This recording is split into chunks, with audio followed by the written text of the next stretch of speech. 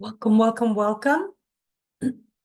Welcome to the open intro, the intro to Kabbalah session that I'm doing as part of the introduction to the NeuroGraphic course.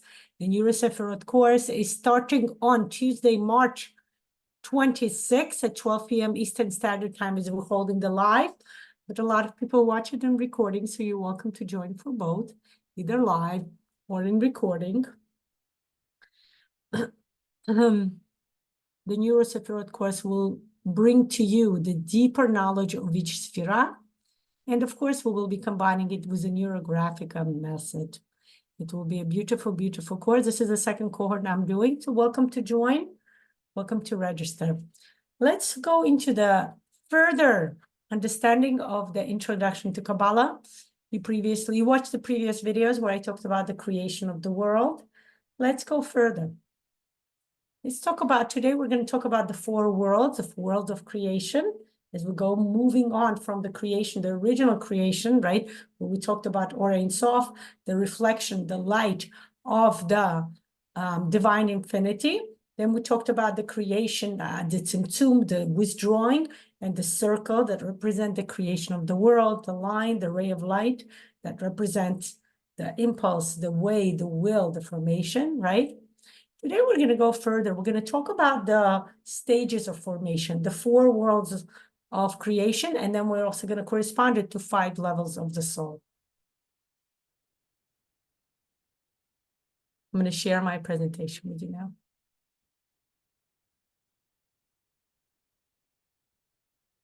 The four worlds are not places such as planets, but rather they correspond to the 4 stages of removal.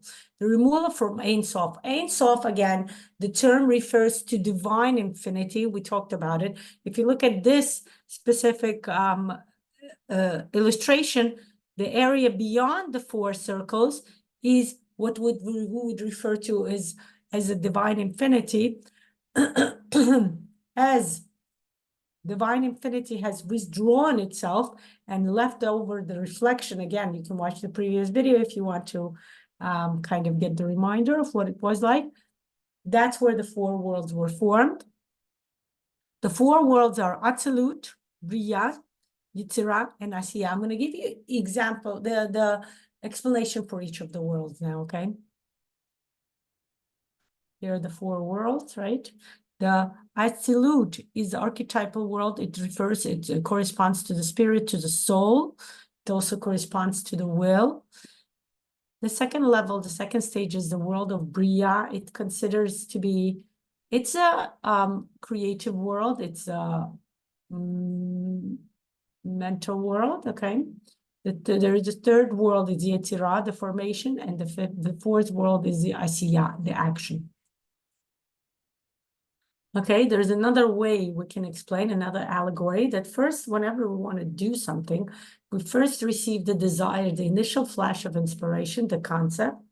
Then the concept becomes broadened, okay? We develop the concept further in detail. There's a thought. Then there is an emotional involvement and the drawing of the actual plane, the feeling. And the last part is the practicality, the building itself. It's the action, okay? Then we have the 4, here's another example for the 4 world of existence is, for example, if somebody wants to build a house, the first stage they do is they determine one day that they want to build their own house. That's emanation. Then they plan the style that they want to design it. That's a creation. Then they draw up the specific blueprints to fulfill the design. That's a formation. And then they acquire materials and start constructing according to the plans above, and that's the actual making.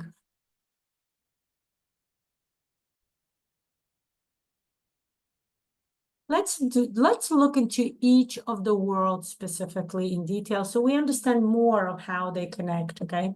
The first level, the first world that was formed as a divine infinity kind of withdrawn, and of course, the first world is the first connection we get. This is the way, the creation of the world for each one of us. It's our soul. It's a creation of the soul. We'll actually later on be talking about there are 5 levels of the soul and how they correspond to the worlds.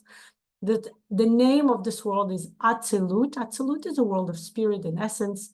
sometimes even called the world of emanation. In this world, we seek to access the secrets of mystical wisdom. In Atzilut, all divisions fall away as we connect with the ineffable. The second world of creation is called Bria, intellect. This is the world of consciousness, of thought, of mind. And this is in the Bria, we interpret through story as something we call the metaphor, right? The Hebrew name of this world evokes the word creation. Bria actually means to create something. And in this world, we cultivate mental awareness that God speaks the world into being in every moment. It's creating us anew. The next world of creation is Yetzirah, the emotion. Yetzirah is the world of emotion and relationship. In this world, our hearts seek to relate to each other and to the source. It's about emotions, about connecting to how we can feel, how we can bring a different way of connection, a different way of sourcing ourselves, right?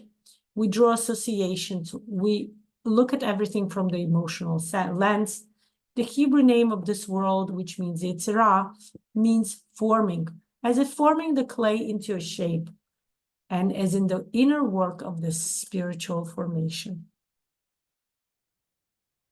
The fourth world of existence, the last world, is the Asiyah. This is the world of action. This is our reality. This is the physical world. This is the world that we can figure out. We have a body. On a personal, it's our body. It's the way we can touch something. It's the way we can connect to something. It's our senses, okay? It's not the same as our perception. Perception is the mental world, right? And it can also be our emotions, but our physical connection is actually the senses. The world, the name Asiyah actually means to take action, to do something. And that's what it is, right? It's our source to building, to making, to doing. Right? This is an interesting way. One of the website I found this, right? That the four worlds would correspond to the following activities in our life, right? Asiyah would correspond to physical work and livelihood, right? Yetzirah would correspond to spiritual work and personal growth, right? Bria would correspond to the health, hygiene, and maintenance. And Atzilut would correspond to sleeping, connection to the outer world, right? Now let's go further and let's talk about the 5 levels of the soul. Okay, this is how our soul gets formed every time we come to the world. Every human soul gets formed from the following 5 levels, okay? The following are the important statements, the formulations, that the divine soul is in the indivisible essence and separately bound to God. Okay, it emanates from the infinite one, the Ein Sof. The term Ein Sof means divine infinity. Eventually, it's to be closed in the physical body. The soul descends via the 5 worlds, as we're going to mention now, as we're going to discuss now. And it leaves a root in each of the world until it is closed in the physical body. I'm going to explain to you now how the 5 souls correspond to the 4 worlds. So there are 5 levels of the soul, or levels of God consciousness, corresponding to the various planes of reality, the levels of divine revelation, the concealment that is manifested within each of the worlds. The soul becomes enclosed within the body as a reflection of the divine form. We call it Tzelem Elokim, or the image of God. The Tzelem Elokim may be described as the spiritual mold of the man's physical form, linking his body, his or her body and soul. So there are 5 levels of the soul, okay? Yehida, Chaya, Neshama, Ruach, and Nefesh. Okay, and they correspond to the spirit of the being is Yehida, the spirit of the mind is Chaya, the soul of the being is Neshama, the soul of the mind is Ruach, and the living being is Nefesh. Okay, the 5 levels of the soul. Let's go through each one of them. The very first level, again, as we are going from the outer, from being closer to the Ein Sof, to the divine infinity, and then getting closer to reality. The very first level of the soul is called Yehida. It translates as oneness. It also connects us to the divine, It's the closest, it's being beyond the four worlds. It's being right next to the light of divine infinity. Okay, Yehida corresponds to the level of the soul we call Adam Kadmon, the connection to Or Ein Sof. It's basically collective subconscious of all the humans, okay, as we all connect to each other. And the reflection of the original infinite light, like we call Or Ein Sof. This is the essence of the soul, which is naturally and immutably bound to the Holy One, to God, to the divine infinity. And this is the level of the soul that's revealed at the moment when somebody does something very, very, I would say, unselfish would be the word, but I think it's unpersonal, right? Something you do for somebody else, something you do without considering your own life, without thinking about yourself. This is the soul that gets involved, okay? That's the soul for this, because when you do this, you're doing it for the sake of God, for some belief, or for the communal cause. The next step, the 5 levels of the soul, corresponds to Chaya. Chaya, if you translate it, means living being. It corresponds to the world of Atzilut. Remember, Atzilut is the outer world, the world that corresponds to our soul. And that's what it is. Chaya corresponds to our soul, the world of emanation. The aspect of the soul called Chaya gazes upon the divine energy of the world of Atzilut. The level of Chaya communes with God as the world transcends. Here, the soul's knowledge is not in the immanence of divine attributes, which identify the nature of the divine energy manifested in creation. It is rather knowing that what God is not. Okay, it's about understanding. It's kind of revealing, no boundaries, but really like this ever-essence understanding of what the world represents. It's about infinity, right? The soul merges into a state of complete nullification of the ego. There is no self-seeking, there is no self-identity outside of God. Chaya is about loving God with all of one's being. This is the knowledge of absolute truth of all things. The next level is called Neshama. Neshama corresponds to the word, part of the name, a breath of light, is also another way. Correspond to the world of Bria, which is our mind.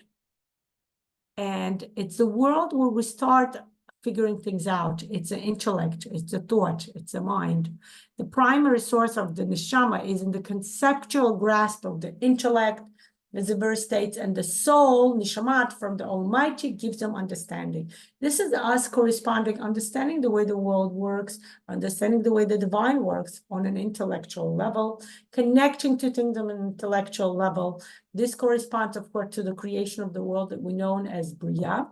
Just as the world of Bria, the Sephira here is actually Chokhmah. We're going to discuss it as we talk about Sefirot. In the soul, this is the primary activity, the intellect. Some authorities connect the world of Bria to the Sephira also of Bina, and they're actually on the same level as Chokhmah Bina. Okay? My personal actual opinion is connecting both of them, but yeah. The next level of the soul, let's continue about the neshama. Neshama is about analyzing underlying principles abstracted from the category of thoughts that were given by the, imposed on the human experience, or just exposed by the human mind. It's trying to connect together. What my experience corresponds to my knowledge, putting it together. We know that's how wisdom comes, right? Experience and knowledge together. It seeks to pierce through to the essential rather than ephemeral, right? One of the signs that a person is on this level of consciousness is when the mind is clearly focused on an appropriate divine concept. All of the senses become temporal nullified. We only focus it. This is the level when we tend to focus on something. Subsequently, due to the abundance of spiritual light, one experiences at this level, the emanation of love, the emotion of love and awe are automatically aroused, right? And this is the way we connect. That takes us to the next level of the soul, the ruach, the spirit, the wind, corresponds to the world of Yetzirah, which is the world of emotion, okay? The world of formation. The ruach is the next level of the soul. It's about corresponding to the emotional understanding of how we comprehend the world, of how we connect to the world. In terms of divine service, this entails arousing the emotions of love, the emotions of awe, right? Two major emotions, love and awe for God, and of course, all the other emotions that are formed as a combination of those two. When a person feels love and awe for God, it's aroused by contemplating the divine energy which forms and maintains the world of Yetzirah. Although the intellect may be used extensively on this level of soul, nevertheless, the primary focus of the intellect here is the contemplation in order to arouse the emotions. The Talmudic sages often refer to it as a toil of the heart, right? Because it's often through the emotions, what the heart is the one that aches, right? But this is also the way to get yourself to completely, fully, emotionally immerse into something, emotion to loving God. Immerse yourself into any of the topic that you prefer, right? And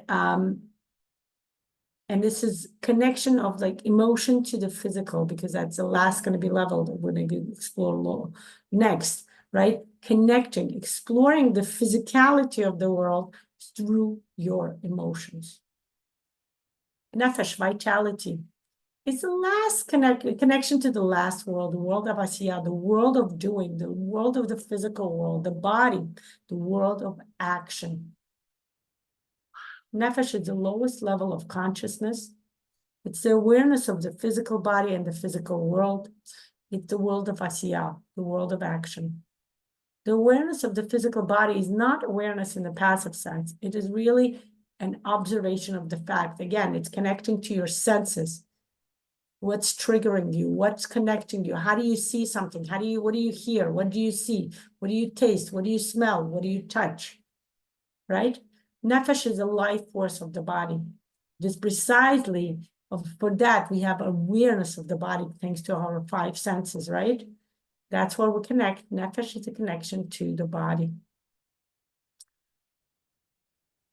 It's interesting that to understand the difference, even though Nefesh is the life force of the body, it doesn't mean that it creates the body, right? It's just that reflection that we see, that part of the soul, that stage of the soul. The body was and is created by God, just like everything else.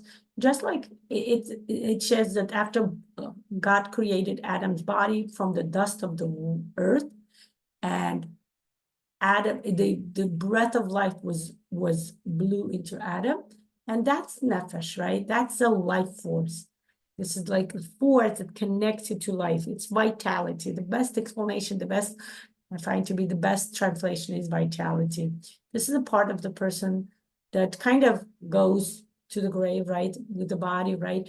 Just as the world of Asiyah, Malchut is a dominant sphere. We're going to talk about Sphirot later on. The divine service associated with the level of nefesh is acknowledgement and submission to the supreme authority of God. And it's doing the commandment. It's an actual action, it's doing. What are you doing to show me how much you enjoy life, to show me what do you do for life, to show how you are forming your life, right? To show how you are reaching your goal. Okay, and here's again the correspondence, right? Yehida corresponds to the infinite, the Ein Sof, the divine infinity. Chaya corresponds to the world of emanation, the mind. Neshama, not the mind, the Atzilut, the world of emanation, the soul. Neshama corresponds to the world of creation within our mind. When we think about something, that's our mind. Ruach corresponds to the world of formation, our emotions, when we start connecting further, bringing us further down to our nefesh, to our soul of vitality, the world of action, the actual soul of the physical body. Okay. Thank you for joining me. Welcome to register at my website, NeuroGraphicaUSA.com. And register for the Neurosefirot courses. We will explore each of the Sephira through the NeuroGraphic drawing, 11 amazing weeks. And the introductory price is only $128 up until tomorrow, the first day of the sessions. welcome to join.